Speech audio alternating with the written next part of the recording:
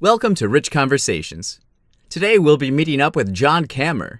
We grabbed coffee together in Lincoln Park, and you can follow him at John Claude Van Cam. Let's begin.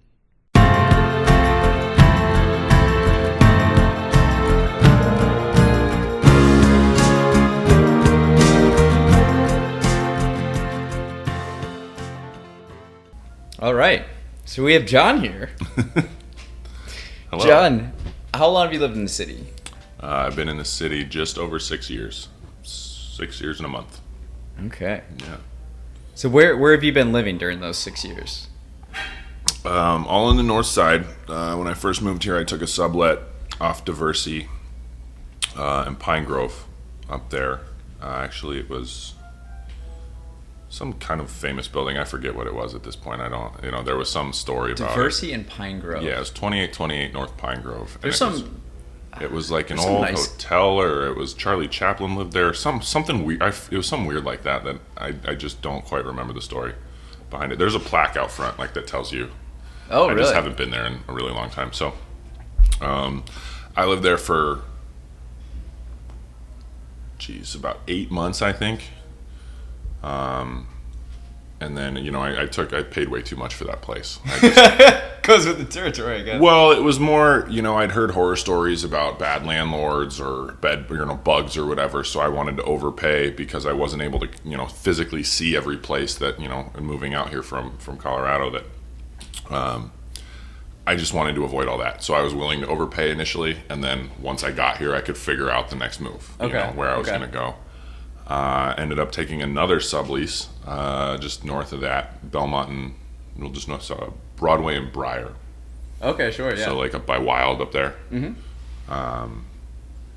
And then after that, when that was up, another couple months later, I moved into the place I'm at now, and I've been there for the last 5 years or so. So 3 in the first year and 5 years at this other one. So you must like this one a lot. Yeah, it's got way too much room for what we pay and where we're at.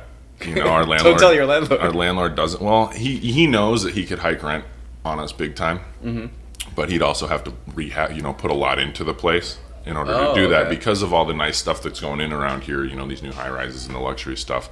Property value's there, but he's gonna have to, put some money and time into it. And there's that old rule that landlords have. If you have a tenant that pays on time and doesn't mess with you and doesn't, is not getting the cops called, you just let them stay because you just don't have to deal with it.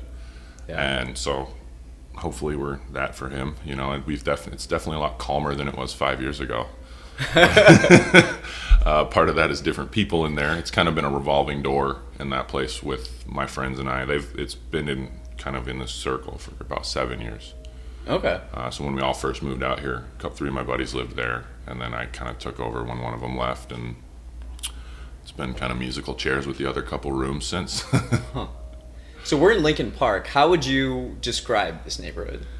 I would describe this neighborhood as, so Lincoln Park as a whole is different than where we are. Lincoln Park is very, has that pretentious kind of there's it's a very wealthy neighborhood, and there's a lot of that going on. They call it, the Lincoln Park mom is a real thing, and it's it's the housewife that doesn't go to work and wears nothing but Lululemon and drives around in a white Range Rover. I've seen plenty of those, yes. Yeah, no, so there's that side of Lincoln Park. We're on the very, very north end of Lincoln Park, and where I'm at is kind of, next to Kingston Mines and Blues. There's a really cool kind of music scene and art scene that's around there that it's near DePaul, but also removed enough from DePaul that you don't get all the kids. So yeah, some of that pretension spills over, but there's kind of a nice little mix of, with where we're at here that's a little bit more low key and not so high strung and douchey, I guess. How different would you say it is compared to Lakeview, Lincoln Park to Lakeview? I would honestly consider where I live a little more Lakeview of a feel than Lincoln Park, if that makes sense. We're kind of right on the border there. Diversey is technically the border. So it's like Lakeview is a little younger. Yeah, a little younger. Not as far along in their careers, more single as opposed to, you get into Lincoln Park, there's a lot more like families and established families. Like these aren't just people that are starting out unless they're, making some serious dough because it's not cheap around here. So it's, younger and less established, just a different phase of life altogether. Yeah. So if you had an open Saturday, how would you choose to spend it? Well, hopefully I didn't go and drink the night before, so I can wake up and enjoy myself. Get off to a fresh start? Yeah. If I have it my way, I don't do that, and I wake up early and go and get a workout in.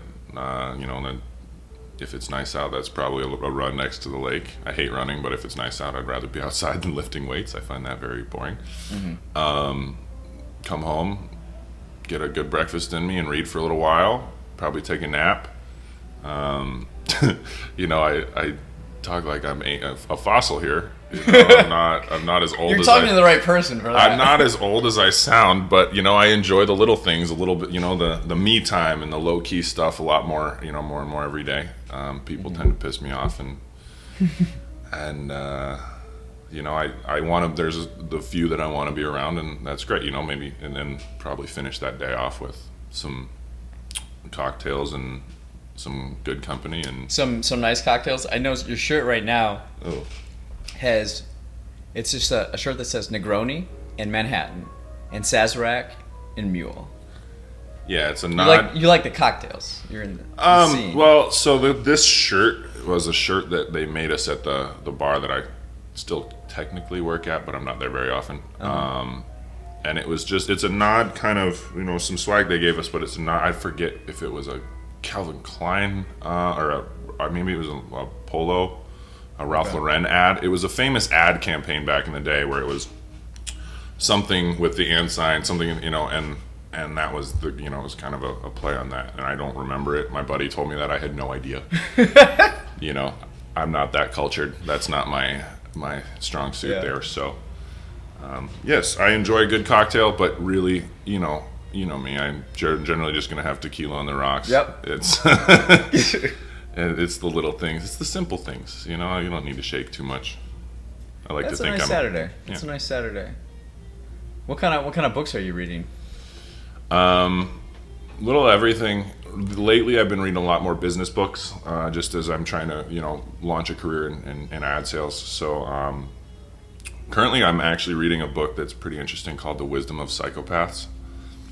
Tell me more about this. I think you've mentioned it before. We've had a quick conversation about it. Now, I just got it because the title stuck out to me, and I like true crime and serial killers. I studied psychology, but there wasn't enough money in it, kind of things like that.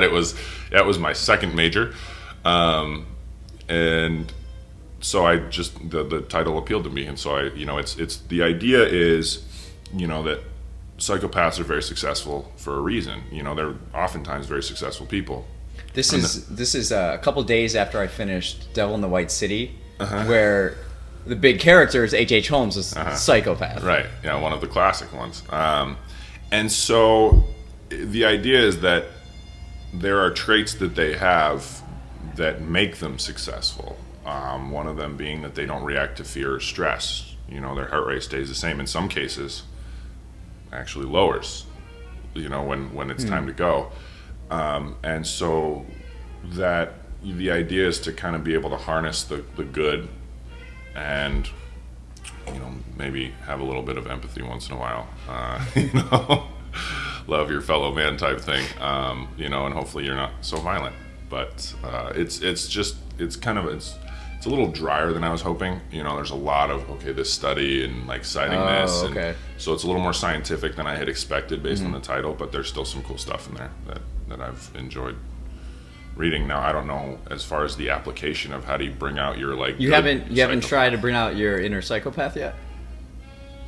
I think that's just gonna happen if that's how it works. I don't know how to do that. That was one thing that I haven't gotten to yet, is they haven't really gone over how do you access this. It's it's more of an analysis of and what defines a psychopath, and why is one psychopath bad? And because there's a statistic, I don't know what it is, but a lot of CEOs are oftentimes have psychopathic tendencies, and that makes them good at what they do. Lately, I've been hearing people refer to Michael Jordan as a psychopath. I'm sure he has some of the traits that they talk about in this. And then again, it's like, okay, well, if you have this trait but not this trait, are you a psychopath? And it's, it's just this kind of, it's an inexact science, obviously. Yeah. But it still is interesting. And I'm sure Michael Jordan has some of those, he's got that killer instinct, and it was go for the throat, and he was very successful, and it had nothing to do with mercy. That was certainly not something that he showed very much on the court. So when you think of Chicago, what colors do you imagine first? Colors. Well, so this might sound weird because I'm colorblind, but green is one of them. And it comes, I think that is more a result of, I came from Colorado, which is very desert. A lot of brown grass, not a whole lot of green grass. And so even though I can't really see green, I can see that it's bright and vibrant and healthy. And so that kind of sticks out to me. Really? So we've had people on the podcast say green, but you also say green even though you can't see green. Yeah. I know it's there, Wow. and this is a really weird part of it. There's this element to colorblindness, this learned element that you can't really change. I know healthy grass is green. I know a fire truck is red. I can't tell myself when someone asks me what color's that fire truck, what am I supposed to say? Yeah. Like, I can see something's there. I know it's red, just because my eyes don't tell me, but it's not because my eyes are telling me. Wow. Huh. So you see, well, you know there's green all around. Mm-hmm. Wow. Yeah, it's to the point where when I'm looking at something, I'm looking at every clue around it to tell me what color it is, as opposed to what the color itself. What about something more subtle, like in Chicago, there's a lot of brick buildings, and some are a little bit more reddish than others. Can you tell that difference, or no?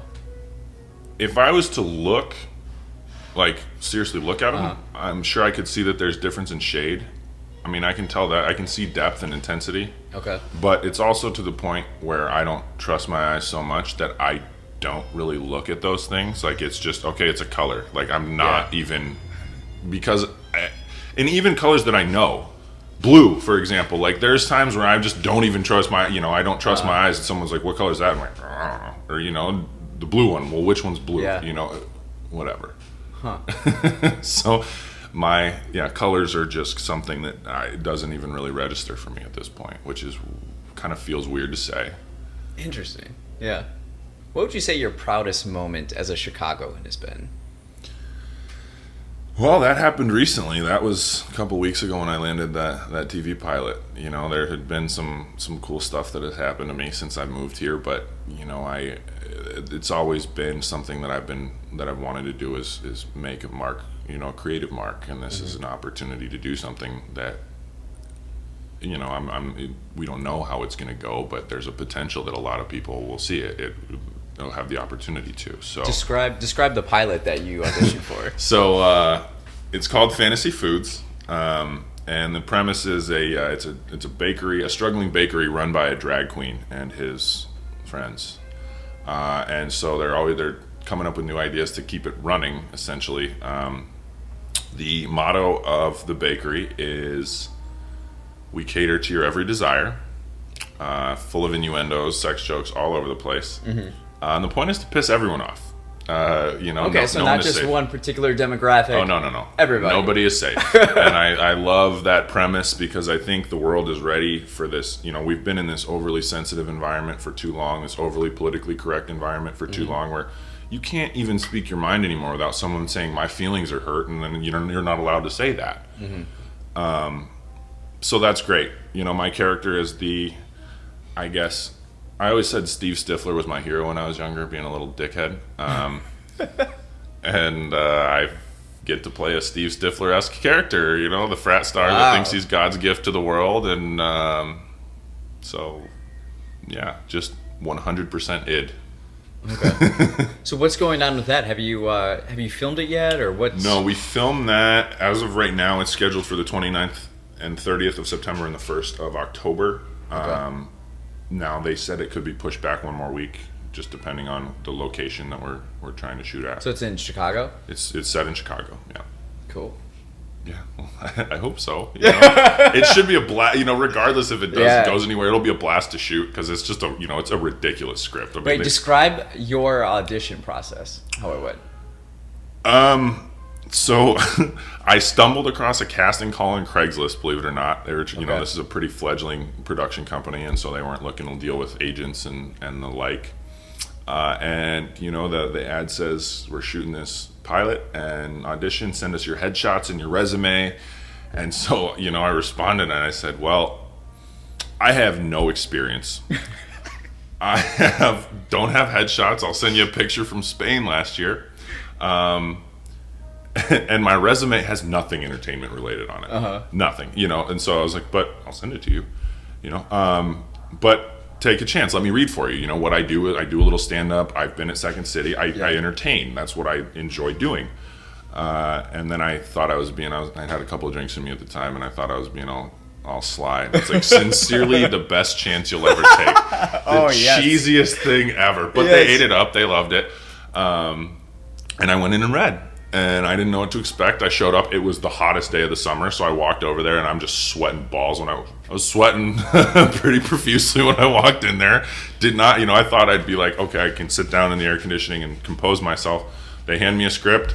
They say, sit down and read it over. And before I'd even read through the scene, it's a 2-minute scene, and they were like, are you ready? I was like, sure. I've never done this before. What do I get to say no? Am I allowed to do that? I'm just going to say yes. So walked in there and read this kind of ridiculous scene that involves me being a vessel for presenting food at a party full of gay guys. Okay. If you think like a little girl with sushi all over her and a bunch of, in a gangster movie or something like that, that's me. Nice. But it should be quite interesting to do this with we've got a great cast and we'll have a lot of fun. It's awesome. I'm looking forward to it. I'm excited to hear all the. Well, I am too. News. We've got a little bit of the script, so I know a little bit of what's going on, but a lot of it is going to be a surprise for us too. They're rewriting some of it, and it should be fun. Sweet. Yeah, I still don't know how it happened. Stumbled into it back. That's how my life works. That's when the cool things happen. Yeah, say yes and go for stuff. Yep. Just go for it. Yep. Fearlessness. Well, I don't know about that. Take a chance. Yeah. If someone were to visit you from out of town, what restaurant would you take them to? Crisp. I mean, if it has to be one, it's Crisp. Crisp. Have you been there? Oh yeah.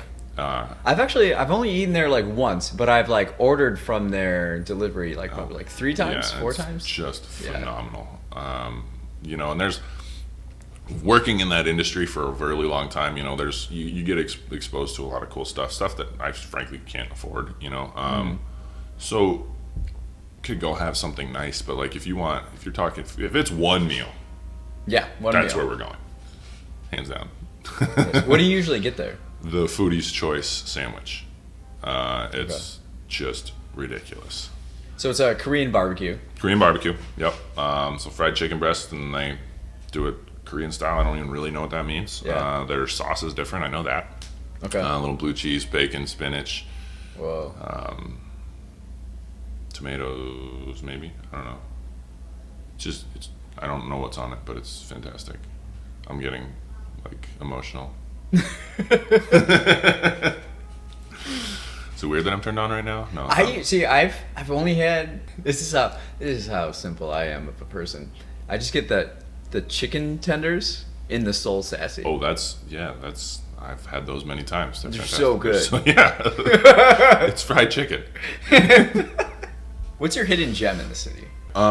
There's this little park, and I forget what it's called. It's like it was right around the corner from my old office. We moved to yesterday, so it's not quite as close, a couple blocks away.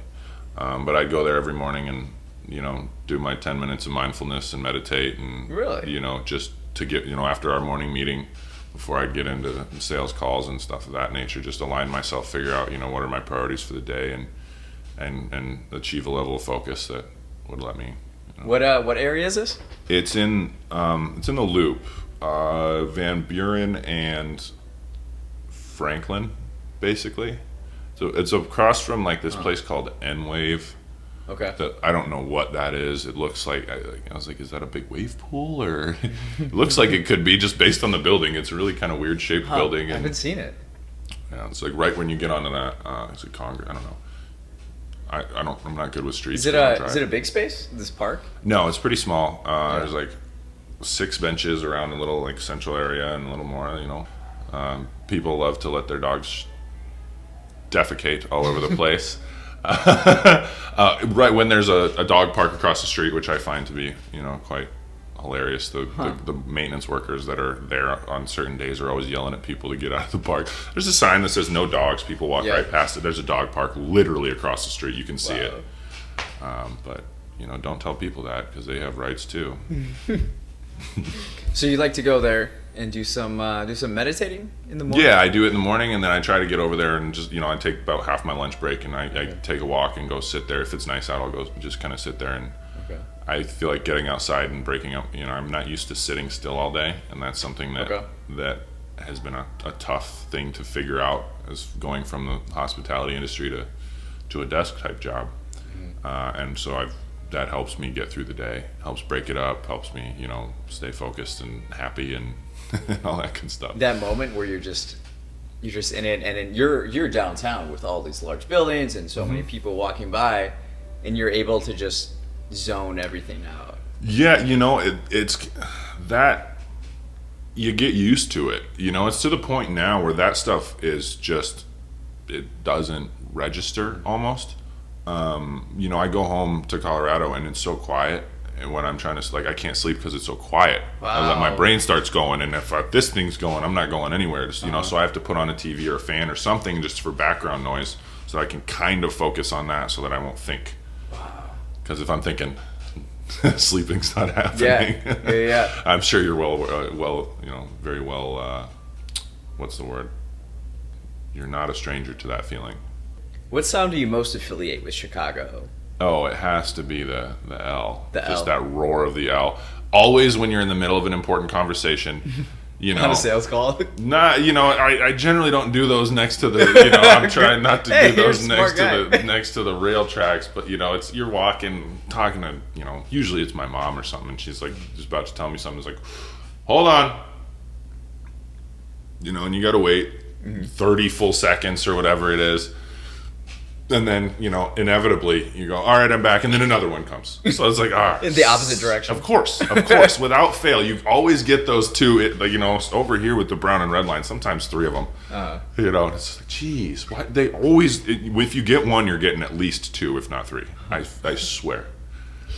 That's just the life. What music has influenced you the most during your time in the city over the last 6 years? That's tough. I don't know. It sucks to say. I feel like music doesn't have the same sort of influence on my life that it used to. Okay. I listen to music all the time, and when I'm like, if I'm happy, whatever, it's a mood thing, and it's get me hyped up, and like I enjoy it. But as far as it, when I was younger, it had a profound impact on my views of the world and things of that nature, and I just don't think that I derive my viewpoints and my worldview from music as much as I do from reading, for example, and interacting with people. Not to say that I don't like music or love music. If it was something here in the city, it'd probably have to be the blues, because that's what I get to see live, and I think that's a much more intimate experience, and you get a lot more from that.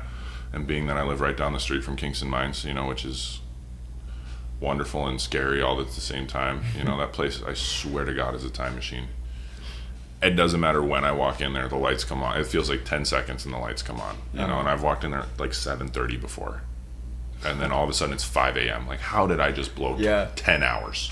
Yeah. That place is so awesome. It is. It's wonderful. That's another place that, if you're visiting, you have to go. You just have to. And it's easy to skip over because it's late or there's a cover or whatever. But that has to be done. What's a common scene you see in your daily interaction with the city?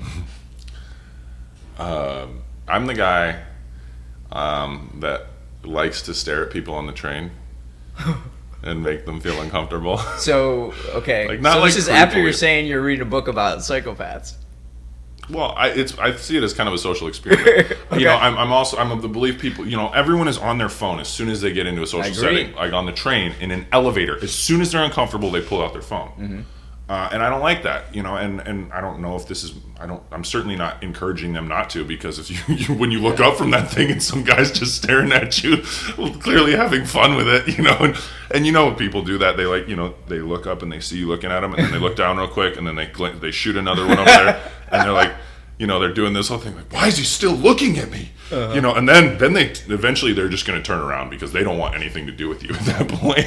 Huh. And so I don't think it's certainly not encouraging people to not do that. It's probably, you know, quite the opposite when that's the reaction you're getting when you look up from it. But it's for me, a lot of things I do are socially experimental, if you will. If you were given secret information that Chicago would be destroyed in 1 week, what's one quality you would choose to keep to rebuild the city? I think it has to be the attitude, the edge. I love that, you know, and it's so funny because it's nothing, but it's, you know, it's an example of that is, you know, in the winter when you get someone from out of town that's like, you know, like, oh, it's cold, you know. And, you know, the Chicagoan, and he's like, get out of here then, you know. You couldn't handle it here, you know. Yeah. We do, you know. We're so, you know, this is Chicago. You know, if you can't handle it, then just go home, you know. Yeah. And I love that. I think it's hilarious. And I do like the pride that the city has for itself. Yeah. And so that would be, if it was one thing, that would be it. The bad weather does a certain thing to unite us all. And like, I think that's the reason that Chicago is the best place in the world in the summertime, is that because, you know, for 9 months of the year we can't go outside, at least 7, you know, then mid-May rolls around and it's like, okay, I'm not going inside till I have to. Like, until I can't be outside anymore, it's not going to happen. And so I think that there's something to that, but I could go without the winters being as bad as they are. And, you know, last year wasn't bad, other than February. Yeah. If we could just get rid of February. You know, what month would you say is the worst? January, February? February. And since I've been here, at least. Yeah. That first, you know, when I first moved here was that first like polar vortex, and I don't know where they come up with these terms. I feel like they're getting them from Gatorade, you know, and so those were in January.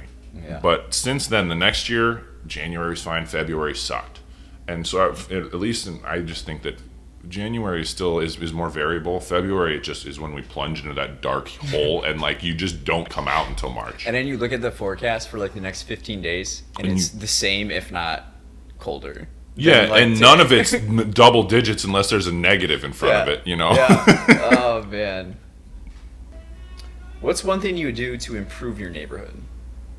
So, Lincoln Park is really, you know, it's a really nice neighborhood. It's a really nice place to live. I think in order to improve this neighborhood, we would have to look at improving the ones around it. You know, the negative stuff that comes here. Crime follows money, and so that's where they, you know, the criminals, they can come right up the red line. You know, I mean, this is a bubble, but the red line makes it possible. And so, you know, if we could collectively, you know, inject a little bit so that this is, you know, the crime happens everywhere. It's just a reality. But I think that the focus should not be on a place like Lincoln Park, which is still what they do. You know, the amount of money that they put in fixing this sidewalk could support a school or whatever the hell they want to do with it on the south side. So I think our priorities are a little misaligned, but that's just the nature of how the world works. You know, the people that are putting the money into the system are going to be the ones that want to get something out of it, and they're the ones that have the power to make that happen. So it's tough. When people learn that you're from Chicago, that you live in Chicago, how do they respond, and what's your reaction?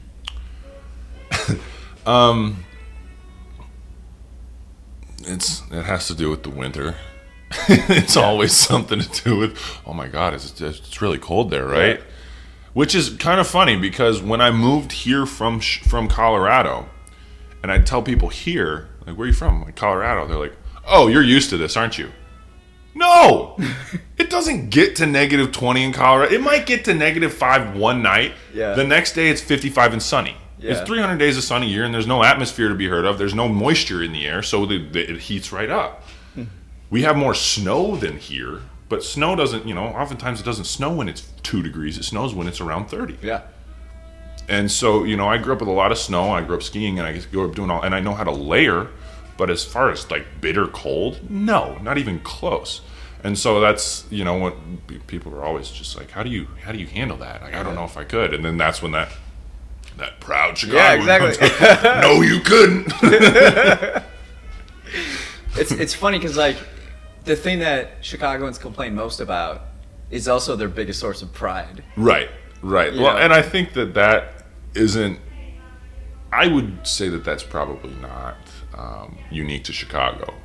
I mean, it is one of those things. I think that's just kind of human nature. Is like, okay, it is an obstacle.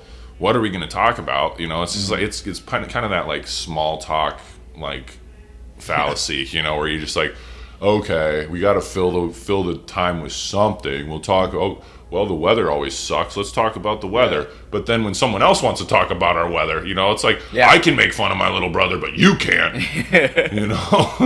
And that's just kind of, I think that's just it. We want people to know or to be aware of what we are overcoming and to kind of prove ourselves in a sense. You sort of hinted at this earlier, so I'm eager to know if you have a different answer, but when you feel overwhelmed or need a mental escape, but you can't leave the city, where do you go to clear your mind? Oh, I'm getting on my bike with my headphones in, and I'm going somewhere on the lake to meditate. I'll get some, sweating always helps with that. Helps clear your head. Mm-hmm. Some good music never hurts. But then to get to a place where you can kind of let it all go and try and find somewhere quiet. Now that doesn't happen very often on that lake, especially now that I have normal people hours where I can't just go there in the middle of the day and no one's there. But it's still, the noise again is something that really isn't that hard to block out. It's more just, are you comfortable? Mm-hmm. If it's 95 degrees, I'm probably going to go find a place under a tree. Yeah. If it's 55, I'm going to try and find a place in the sun. That's not where it's not too windy or something like that. So somewhere outside, and that's in Colorado it would have been the mountains. That's what's there. But it's it's what do we have access to? The zoo is there's some nice stuff. The park system here is great. So just something outside where you can kind of be in touch with all of your, you can smell things, you can hear things, you can taste things, where you're not just kind of isolated from the world. And definitely being inside does not, just anywhere outside. When people think of Chicago, they don't think of nature. They think Colorado for nature. Are there some natural elements of the city that you don't get in Colorado? I mean, the lake, the size of the lake is definitely one. Essentially, that lake is basically an ocean. Don't tell anyone that lives on the coast that, because they'll get their feelings hurt. Oh, it has salt in it. Whatever it is. Because, I grew up sailing. I grew up on smaller lakes. 16-foot Hobie Cat. That thing would get tossed around out here. So that's a little different. And then I guess just the kind of vegetation that's around here. Again, Colorado's a high desert, and so it's certainly not. It's not very green. You go out.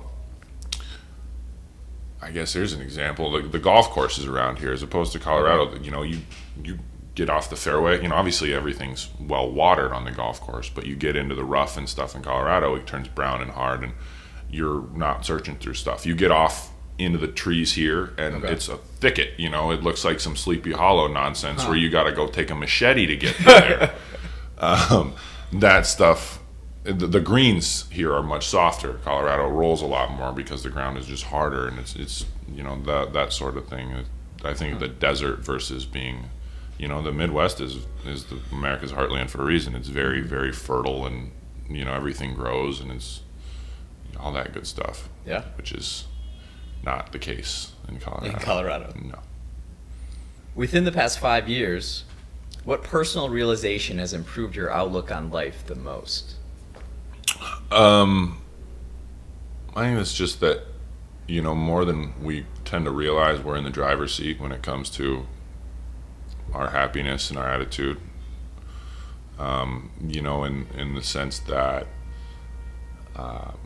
someone says something you don't like, framing it as like, well, screw you, dude. I'm not going to let you get, you're not going to be able to bring me down because of some words, some bullshit like that. It's when you're in control of that, and you are, when you come to that realization that, and then, there's definitely the other side of it when you have to be introspective and say, okay, well, I don't like who I was earlier, but I was totally in control of that. You got to own that side of it too. Right. And that when you act like a dickhead, then you gotta face that and say, I don't like that about myself, but it was me. How do I fix that? How do I not do that next time? How do I be better? Yeah. So that's something that, and no one's perfect, and some days are much harder than others. Let me tell you. Funny how that works. And I have a very cynical attitude. That's more me just joking. I say that I don't like people. I don't like a lot of people, but I also love a lot of people too. I think that there's people kind of fall on all ends of that spectrum, and oftentimes it has more to do with my attitude and how I feel at the time, whether I like someone or not. They could say the same thing to me, and if I'm in a great mood, I'm going to be like, yeah, absolutely. And if not, I'm like, what a douche. Yeah. I hate that person, and it's like, that's not the reality of the situation, but I'm angry, so I'm going to, I did the, you deflect, or is that what it's called? Deflect? Project is the word I'm looking for there. What's something you dream of accomplishing over the next 5 years? That has to be that, kind of what I alluded to earlier, is making that mark creatively. I think I've put myself in a pretty good position to have a stable career that will allow me to flex that muscle a little more. Okay. And I've been, as we talked about earlier, I've been doing a little more of getting out there and saying yes and just doing different things. I was a part of the 48-hour film festival last weekend, and that was a whole new lesson in patience and just, What was that like? It was a very enlightening nightmare. Okay. We made some mistakes in that, like our writer's table, there was 14 people there. That's a lot. That's a lot, especially when you haven't worked with people before. And so it was just, and we didn't have enough structure. We didn't have like a whiteboard or a piece of paper up where we were, like writing things down as we go and like, okay, how do we feel about this? How do we feel about this? How do we feel about this? It was, people would throw things out and then you'd forget about them and you'd have them say it again. And we'd take 2 steps forward and 3 steps back. I mean, it's designed to hurt, to make it difficult. To write, shoot, and edit a short film, in 48 hours takes a lot. And so you have to be on task and you have to be, you kind of have to hit your marks as you go. And if that means the story isn't as good as you'd like it to be, sometimes you just have to say, screw it, we got to go shoot this thing because we're not going to have anything. Yeah. And there were a lot of groups that didn't finish.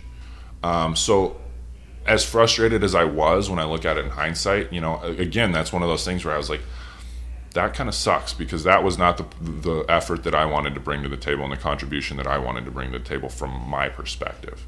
Okay. I think next time I would go with a smaller team that I've worked with before. Maybe some new people, but I just think that it was too much and there was too many moving parts to make it really work in the sense of delivering tough. A good story. And so, for me being, I have a writer's brain as well. I was more about the story than the rest of it. Okay. And so when they're like, well, we want to do this. No. And I'm just sitting there and my buddy's like, are you okay? He's like, let's go outside. And I was like, dude, he's like, what do you think? And I was like, I hate it. I hate the idea. I hate, and I'm like, I was like, I just, and it is what it is. I wasn't able to get over that and bring a positive contribution, and that sucked. Okay. But now you know more for next time. Absolutely. And so looking at it from an analytical, critical lens, understanding, hey, I don't like this part, but I do know what I want to do differently next time. There's a positive there. And it's about keep going with all these experiences so that it enhances your creative mind moving forward. Absolutely. That's awesome. Well, John, thanks for taking the time to chat with me. I really appreciate it. It's over? It's over. Oh, no. That's all we got. Wow. All right. Well, that was fun. I enjoyed that. Oh, yeah. Thank you, Rich. Thanks again. Appreciate you. Thanks for listening to Rich Conversations. Again, you can follow John at John Claude Van Cam. Have a fantastic day.